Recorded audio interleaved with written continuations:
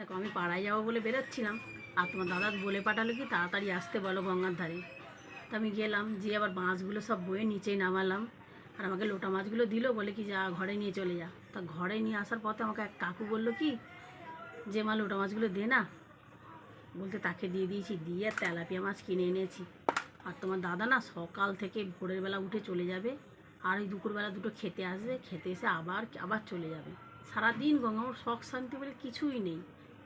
আর ও কোথাও যায়নি বলে আমিও কোথাও যাইনি।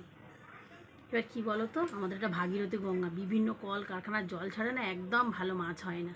তা আজকের 100 টাকার মাছ ধরেছে, 100 টাকা কি 7টা লোক হবে? হবে না তো। এবার কী করবো বলো।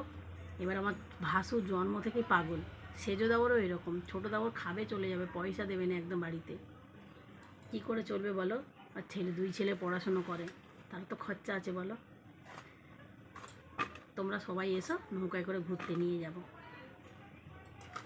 আমি না যাই, আমার দাদার সাথে সবাইকে পাঠিয়ে দেবো, বলে ঘুরে আসবে। তোমরা ভাবে যে মিথ্যে কথা বলি, না গো, একদম না, সত্যি বলছি, একদম মিথ্যে কথা বলিনি, সত্যি কথাই বলি। তার এই মাছ দিয়ে ঝিঙে দিয়ে ঝোল হবে, ডাঁটা দিয়ে। আর এই তেল পোড়াটা না, তেল পোড়াটা সেই বেগুন আলু দিয়ে আর কুমড়ো দিয়ে একটা চচ্চড়ি করব।